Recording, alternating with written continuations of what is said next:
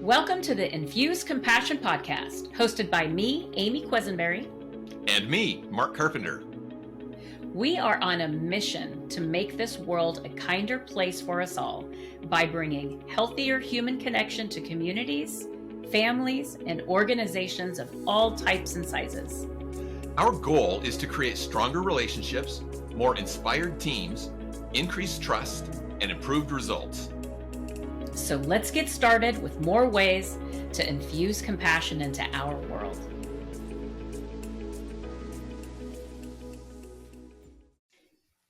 Welcome back, Compassionators, for another episode of Infuse Compassion podcast. We are so glad that you have decided to join us today. Mark and I just had a fantastic podcast interview with esteemed author Jodi O Brown. She's written multiple books. Her most recent on the shelves is Depression Fighter.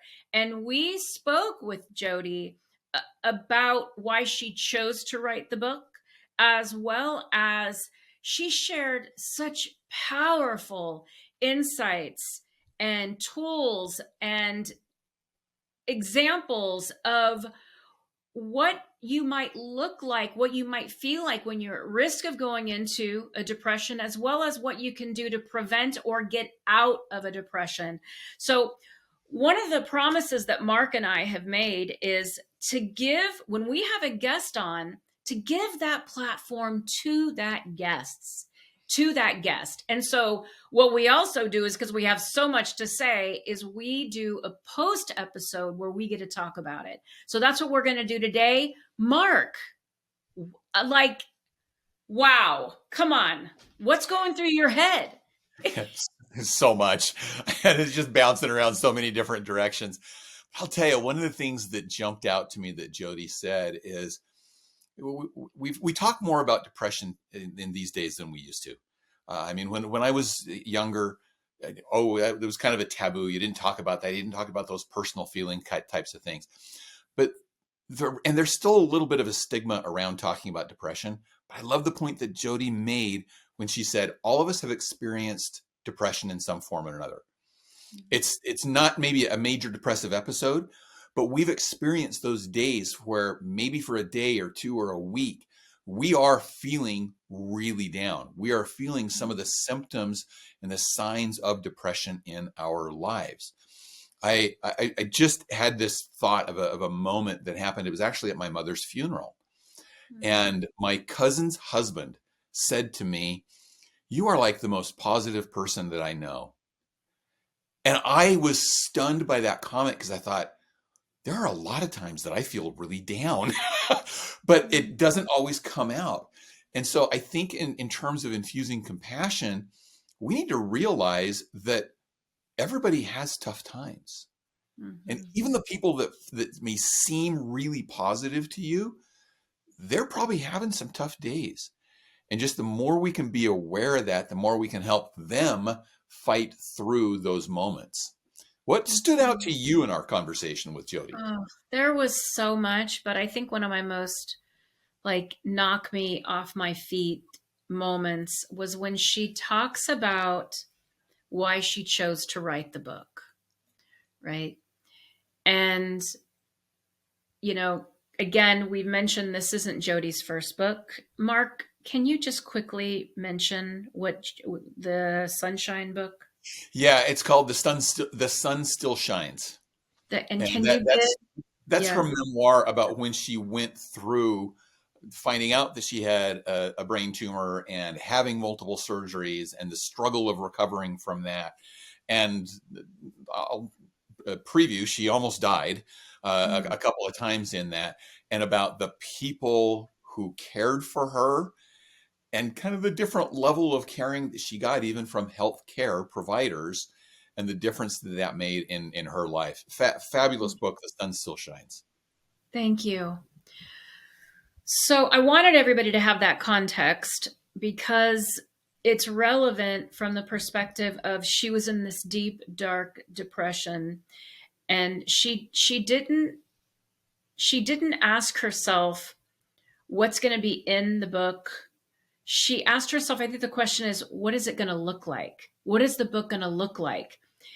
And she had this visual of the words press on.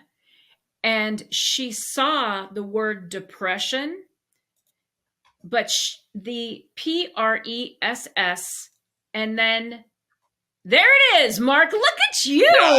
Yeah. For those of you who are not on Vanna White. I just put the draft of the cover of the book up so that people can see what Amy's talking about. But continue describing it, Amy, for those of us that aren't on the visual podcast. Perfect. Yeah. So Mark just put an image of the draft of the book up. Thank you, Mark. And you can see that the word depression is at the top, but the D and the E and the I in depression are all a light gray up against a dark gray book cover. The press and the on is brilliant white, and then underneath is fighter. And she said, press on. That's what she saw. She saw press on, and she said, never will I ever see the word depression the same again. And I know I won't either. And anybody that's ever been in those depths where they've really been in a moment or a month or a year or whatever it is of the struggle with the darkness that you can encounter when you're feeling this, pressing on, to press on. So that was it. That just knocked me off my feet in such a great way. And for those of you who haven't listened to that episode with Jodi, or those of you who listened to it but didn't watch it, go back and get the visual version of it. Watch it on YouTube, because you got to see Amy's face when Jodi introduced that concept of the words press on are embedded in the word depression. Because it was just this aha moment. It was beautiful. So that's a good reason to watch the YouTube version of it, to be able to see Amy address that. But I like that image also from the boxing glove standpoint that are there in the background on her image. That, yeah, depression's a fight. Yeah, it is a battle. And again, it's a battle that we're all waging at some point, at some time or another in our life. And it takes fight. And sometimes the fight is as simple as, I'm going to get out of bed. Yeah. I'm going to get dressed today. I'm going to do some of these things that I need to do just to take that next step, to go that next step forward. That's right. And Jodi talked about not being in a place of judgment, right? Because when we judge ourselves, right? Oh my goodness. She also talked about self-sabotage. And I actually asked her a question about self-sabotage.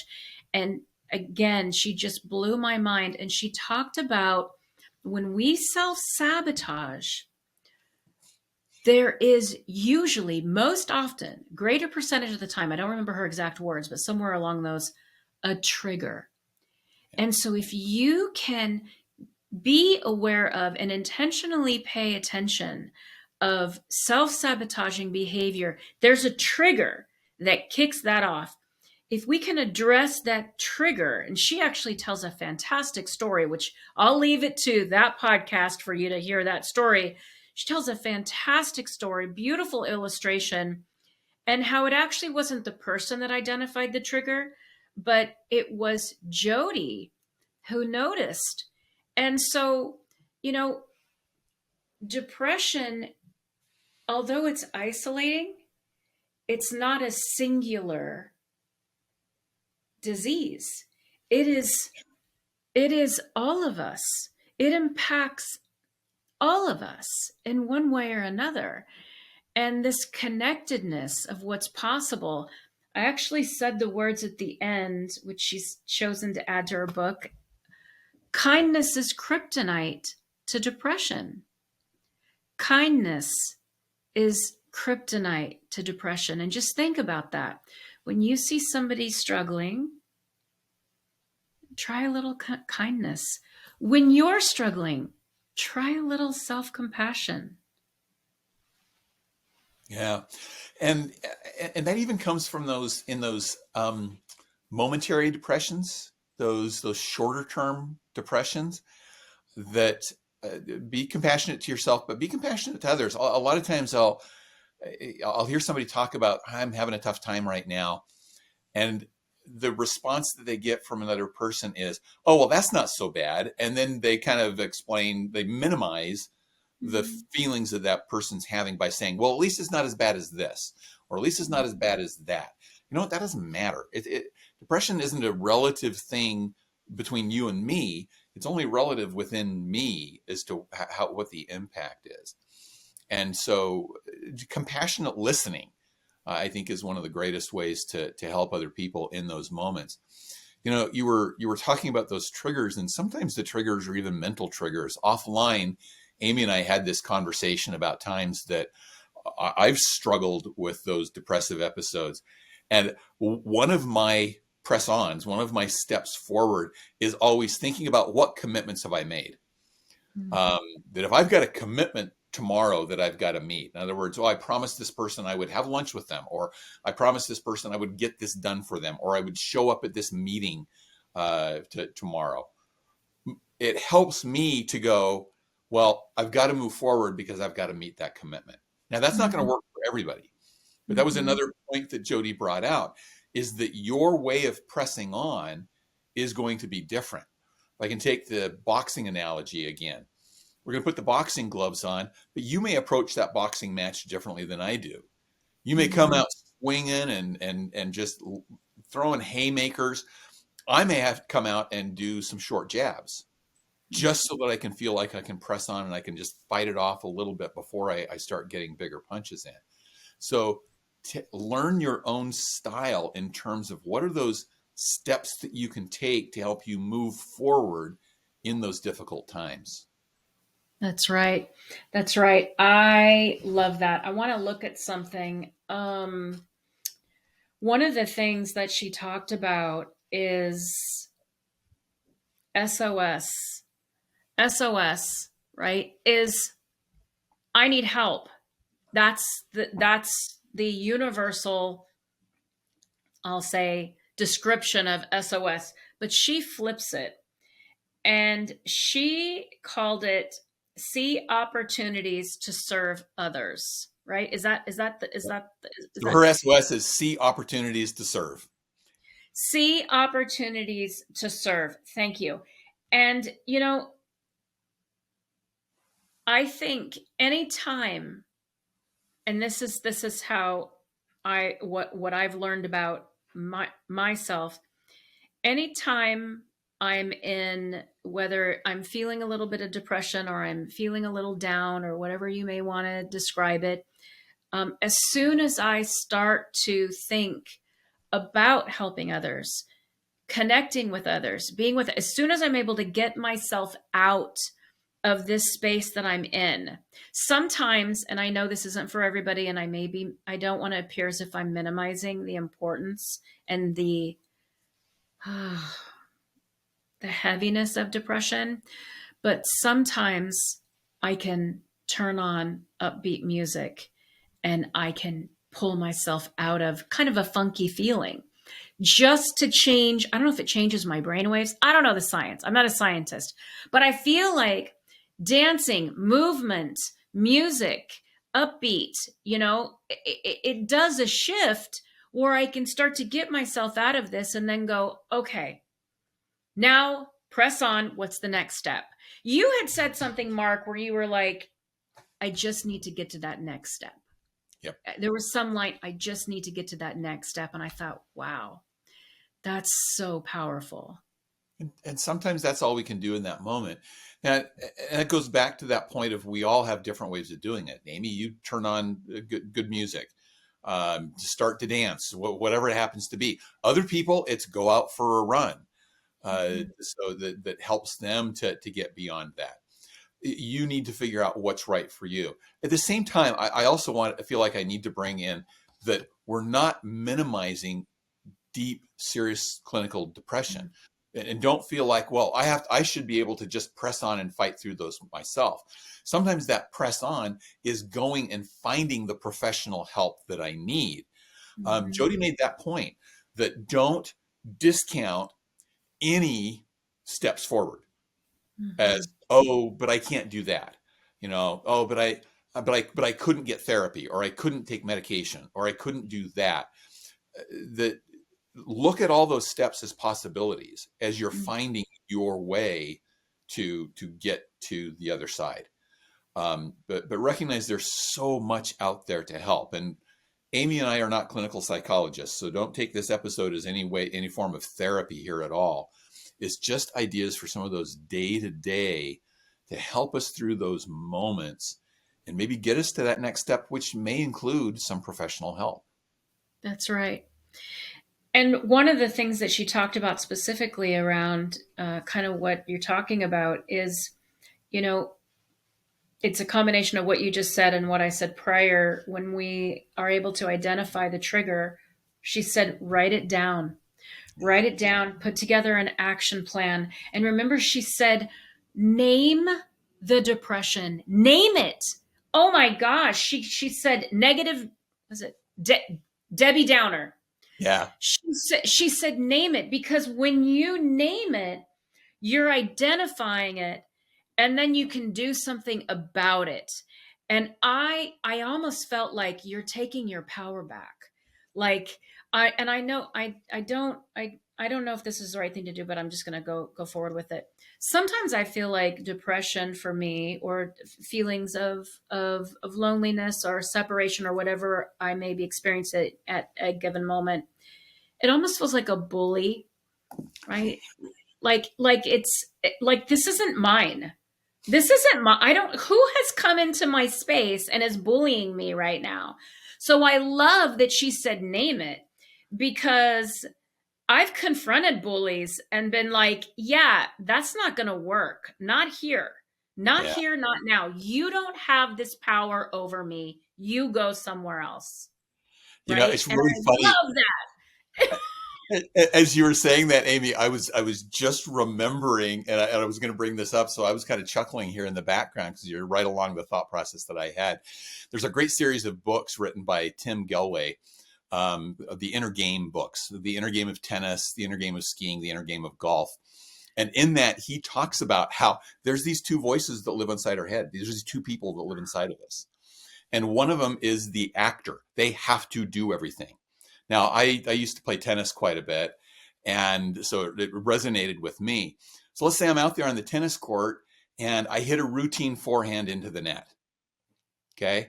So that's what the actor does. But then the other voice in there is the critic. And that other voice says, idiot, you've hit that shot a million times. What is wrong with you? You're never going to get good at this game. And if we can silence that inner critic, we can perform better. And that's not just in tennis or golf or skiing. It's in life. And it really is, it's calling that out as a bully and saying, you don't know what you're talking about. And one of the ways that we quiet that is through action. He talks about with the sports, and applying this into sports, that you quiet that voice by thinking through process, by thinking through exactly what you're going to do, and not worrying about what's going to happen next. And so that's where some of those triggers and the behaviors that help you through them can really help, because then when that trigger comes, you've got something to do, and you don't sit into that inner voice that starts bugging you and pestering you. And sometimes you have to challenge that. And one of the best ways to challenge that inner voice is challenge it with data, challenge it with facts. And so I hit the ball into the net, and that voice says, idiot, you're terrible at this. And I can say, no, I made that shot a lot. I know what I did wrong this time, and I can fix that for next time. And so it's okay. And then it can quiet that voice down. I had an experience once where I was in a really down part of my life. I was in some really down space, and I was going to certify for a specific level of this training, where I was going to be training the product, but I had to reach this master certification level. And to do that, I had to go to an interview with some of the lead people within this organization, and they had the afternoon to basically drill me on all aspects of it. And for some reason, I woke up that morning and that inner voice was shouting at me. And it was saying, you're going to fail. You're going to be terrible at this. You don't know what you're doing. This is going to affect your livelihood. You're not going to have a job anymore. You're going to ruin your family. And it just gets bigger and bigger and bigger and bigger until that moment when I went, okay, hold on. What is their purpose in bringing me in? Their purpose is to help me be successful, because if I'm successful, they're successful. They don't want me to fail. They want me to succeed. And I've taught this class this many times with all these great reviews. And once I started assaulting my own brain with the data that I had, that voice started quieting down, and it totally changed my emotional state. And by the way, I passed the certification. Well, congratulations. I love the story and the illustration and the power of perspective, right? To be able to step back. And we've heard this on another podcast recently. And that is, it's not something I don't think that Jodi said, but somebody else said it. And they said, how would you treat a dear friend? How would you treat somebody that you cared and you loved? How would you speak to them? That's how we should be speaking to ourselves, right? And for you, I really commend you when we're feeling that inner critic, and to be able to stand up to that bully in that moment. That's beautiful. That's really, really beautiful. I love that. And I really wish that any of our compassionators listening right now that are going through that, I really hope you can use Mark's story and visualize yourself doing the same thing. If you find yourself here and you think that may happen again, visualize. I encourage you to visualize yourself doing something similar to what Mark shared, because if we practice, then it's more likely for us to be able to do it in the moment if we find ourselves there again. It's just my thoughts.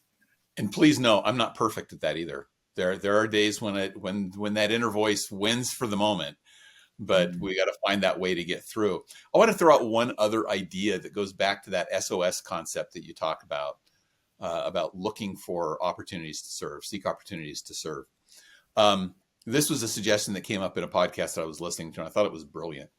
On those days when you're feeling down, open your phone, go to your contacts list, randomly pick 3 people, and send them a text to tell them why you appreciate them. Tell them why they are important in your life. I've done this. It is amazing what that does to your mood and to your outlook. To realize you have people that you care about and who cared about you. And so that's a powerful way, because sometimes it's hard. I know when I've been in those depressive modes, to feel like, oh, I know I should get up and serve somebody, but going out and actually doing something just seems overwhelming. But picking up the phone and sending a text to say, hey, just was thinking about you. I wanted to know I appreciate you because.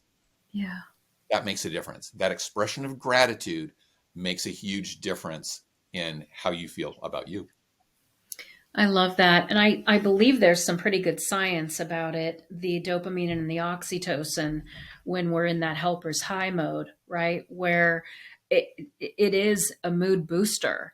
I love that, Mark. Thank you so much. I'm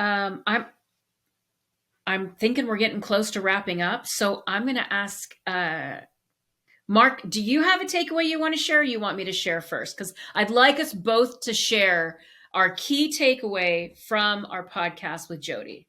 Yeah, I'll go ahead. My key takeaway is look for something.